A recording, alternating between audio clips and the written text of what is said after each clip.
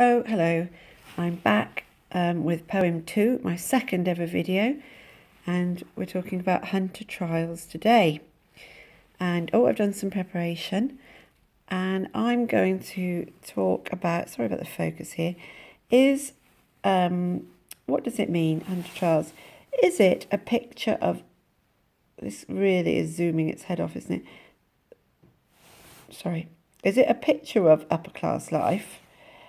Showing Betjeman's intoxication, his infatuation with the upper classes, and a bit of gentle mockery in there of this horsey world?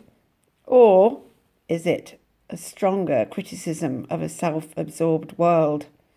If you want my opinion, that's it there. But you can have that opinion if you want and say that one's wrong.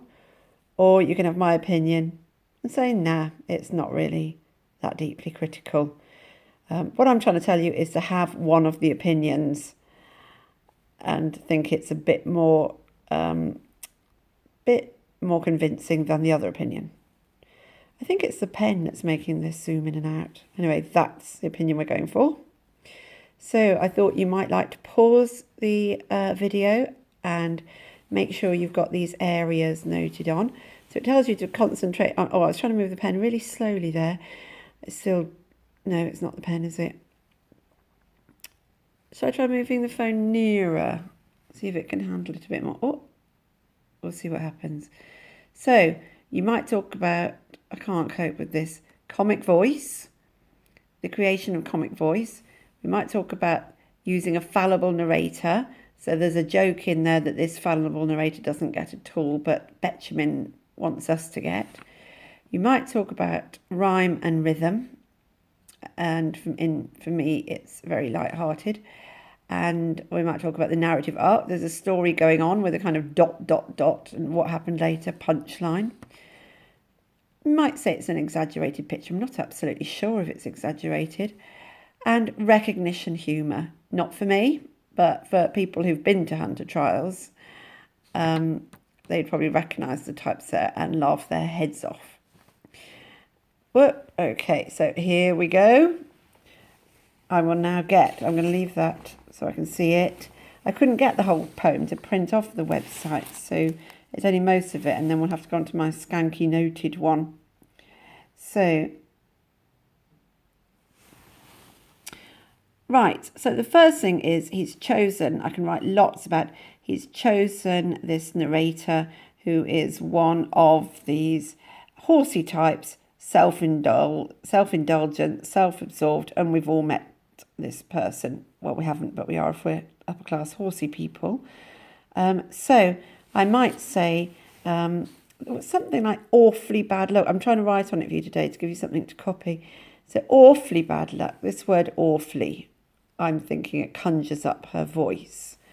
There was using the word mummy rather than mum. What else did I want? Do you know this didn't happen yesterday with the focus, did it? What was another one? Very thick with is another conjuring up of this voice, its particular expression from the time really, and from this class of people.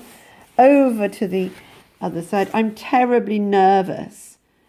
I'm calling that more bringing a certain class. I hope you're okay with this backwards and forwards thing. I'm not doing anything.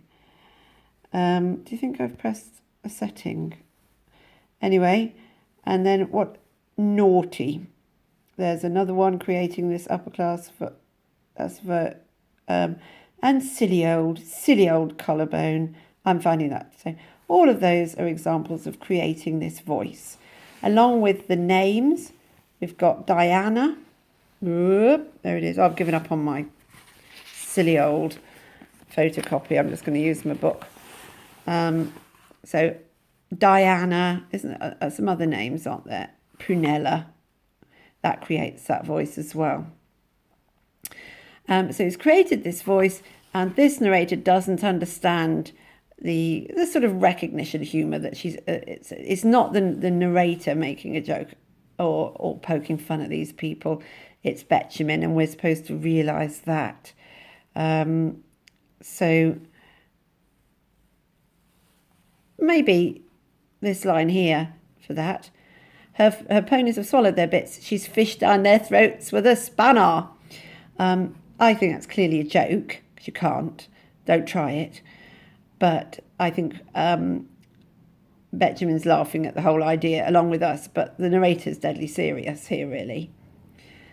And that adds to the humour of the whole piece, this ridiculous person who doesn't even realise that they're ridiculous.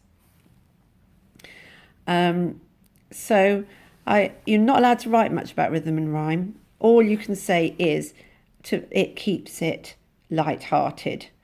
So we've seen before, I remember this from lessons, Diana is rhymed with spanner. Spanner. Is there another ridiculous rhyme? Here we go, I like this one. Through it rhymes with Miss Blew It. So it keeps it, it's very regular rhyme, very strong rhyme. The rhythm's very regular as well. And I think it's one of the things that people like about the poem. Very strong rhyme, very sing-songy rhythm, and it adds to that light-hearted ridicule rather than anything more serious. That's my point. We also have a narrative arc in this poem. I don't know how I'm going to fit this into my meaning at all, because it's like she's getting a friend. This is all before, and then she goes into it's her turn to do it, and then ... Oh, this is afterwards. She's broken her collarbone. It's like the punchline, giving this a story with an ending, and it's all pretty light-hearted and frivolous, really. You might say, as you're saying all that the picture is an exaggerated picture of this class. You know, people don't really fish down throats with spanners, and I'm not sure they go round throwing bricks at each other's horses. They don't really, do they? So I think all of this is sort of exaggeration, that Mona Lisa, the pony's been hit on its leg with a brick, and everyone's sulking and claiming everyone else did it.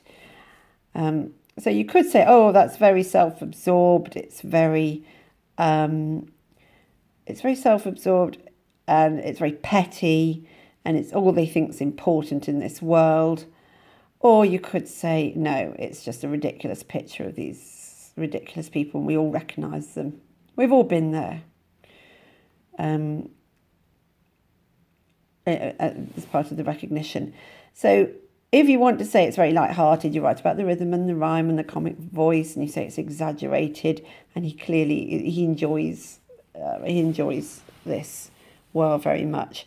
If you want to say he's being a bit more critical, you might focus in on their pettiness and their lack of concern for anything else. I think that is this poem covered. Goodbye. Oh, my next video will be, I think it's going to be slam. Goodbye.